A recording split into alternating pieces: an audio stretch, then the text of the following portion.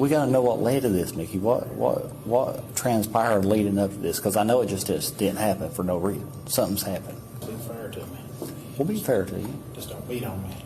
I ain't gonna beat on you. Nobody else is gonna beat on you. There is a lot more to the story. Allegations of a secret sex ring. The slaying of Judge Kevin Mullins inside his own courthouse chambers sounds like something out of a dark political thriller, but the details emerging around it are even murkier than fiction. Sheriff Shawn "Mickey" Stines is accused of walking into those chambers and unloading his weapon on the judge, ending the life of a man who once held enormous influence in Letcher County. On the surface, this looks like a shocking feud that spun out of control between two men of power. But when you start pulling at the threads, the glaring red flags start unraveling the story into something that feels less like a sudden outburst and more like a tangled web of secrets, betrayals, and scandals that stretch far beyond one confrontation. The first red flag is Stines' claim that he pulled the trigger because he believed he was protecting his wife and daughter. Think about that for a second. Here is a sheriff, a man with decades of service behind him, publicly saying that the judge posed some kind of threat to his own family. It's not a vague statement. He specifically framed the entire shooting as an act of protection. Insiders suggest this wasn't something he blurted out after the fact in panic. He repeated it, even at the time of his arrest, reportedly insisting that his family was in danger. That raises all kinds of questions. If I leave this building, I won't draw another breath. In one of these rooms, and we're going to talk real fast. Oh yeah, not in one of these right here. Okay? I ain't gonna let nothing happen to you. So don't worry about that. Protecting them from what exactly? A kidnapping? Manipulation? Something darker? Was it paranoia fueled by anger? Or was there a real basis behind this claim? And if there was a basis, why hasn't it been brought out clearly in court yet? Why leave it hanging like a cloud, letting speculation fester? If you believe Stines' side, then Mullins was more than just a judge sitting on the bench. He was someone who had reached into the sheriff's personal life in a way that pushed him to the edge. If you don't believe him, then you're left staring at the possibility that this protecting my family narrative is just a desperate excuse to mask premeditation.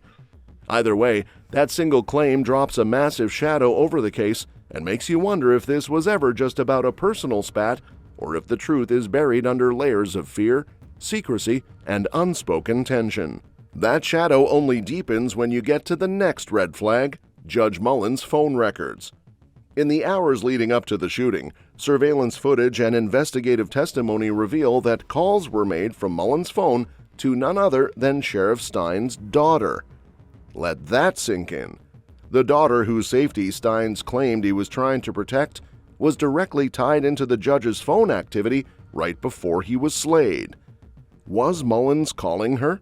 Was Stines making the call using Mullins' phone? Was her number saved in the judge's contacts, as some investigators initially believed? These are questions investigators still can't completely answer, because incredibly, her phone wasn't even seized as evidence at the time. That decision alone fuels speculation. Why leave such a critical piece of the puzzle untouched if you're serious about untangling the truth? Baby, I can't get over this sheriff shooting this judge, dude. I wouldn't ask permission. I wouldn't talk shit. I wouldn't ask you to arrest nobody. Just go handle business. You touch one of my girls, I'm fixing to change your trajectory on the planet. And that's what this sheriff did. And it doesn't stop there. Insiders point out that the calls weren't some distant detail buried in a log. They happened just moments before the shooting itself. The timing makes it impossible to dismiss as coincidence. If those calls were innocent, why do they sit right at the center of the timeline? And if they weren't innocent, what exactly was being discussed or revealed in those last few minutes that could have triggered such a violent outcome?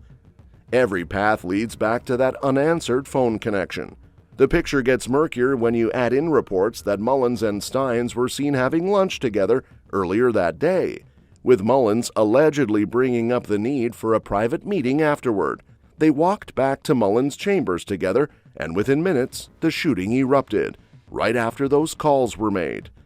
It feels less like coincidence and more like a chain reaction sparked by something that phone log exposed.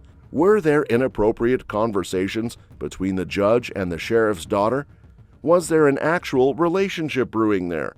Or was this all being twisted into a narrative of betrayal that pushed Stines over the edge? Insiders whisper that this call log is the ticking time bomb in the whole case, one that could flip sympathy one way or the other, depending on what's uncovered. Until the forensic reports come back, the speculation just keeps growing, and the fact that both Mullins and Stines' phones were sent for analysis only heightens the sense that there's a digital trail here waiting to explode. And the longer those results take to surface, the more people begin to wonder if the delay is about careful processing or something more strategic. After all, phones don't just hold numbers and call logs, they hold messages, deleted texts, voicemails, and clues that might reveal the real tone and context behind those calls. If the content turns out to confirm suspicion, it could shift the entire narrative of this case. But if it doesn't, then why was Stines so convinced his daughter was in danger? Either outcome leaves unsettling questions about just how personal this confrontation truly was.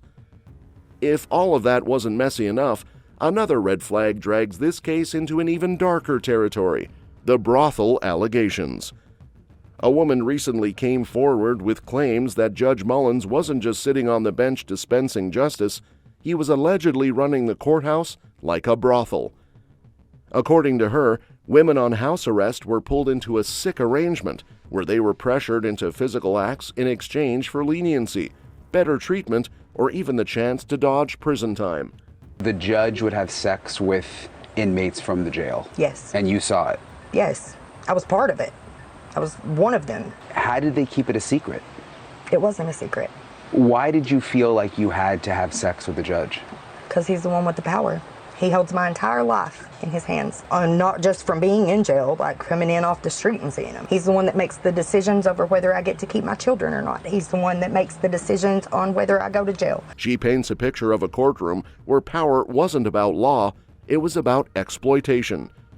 Even worse, she suggested there were tapes, videotaped encounters in Mullins' chambers that included not just him, but deputies and other higher-ups engaging in the same predatory behavior.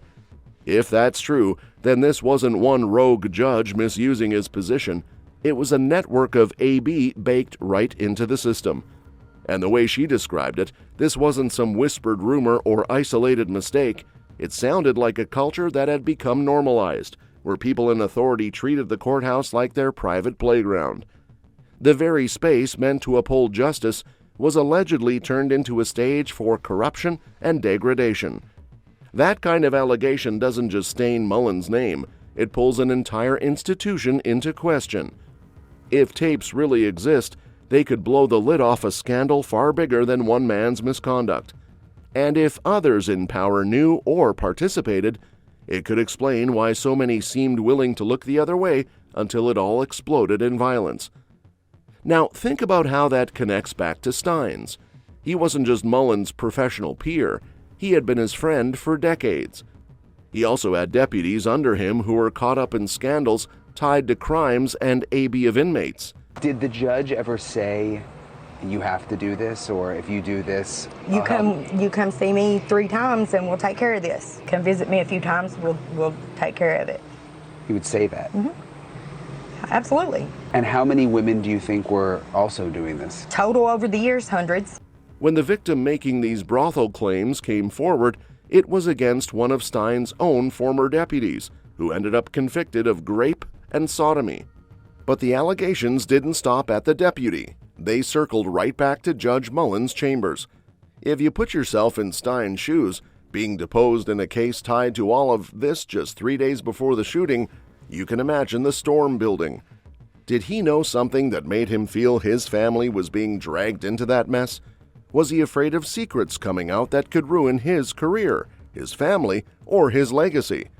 Or did Mullins actually cross a line with his daughter, pushing Stines into a rage that ended in bloodshed?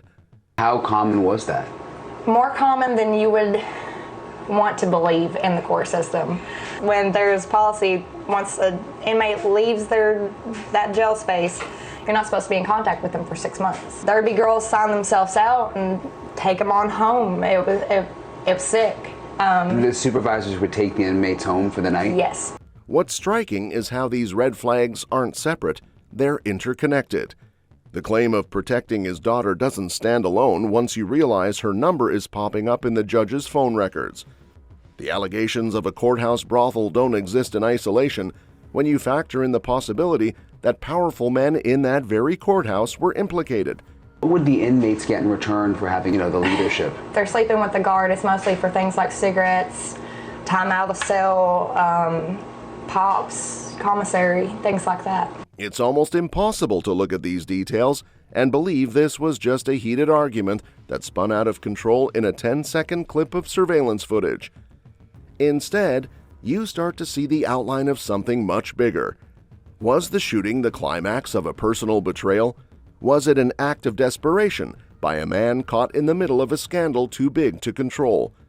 Or was it, as some quietly suggest, the eruption of a secret war between two men who knew too much about each other's darkness?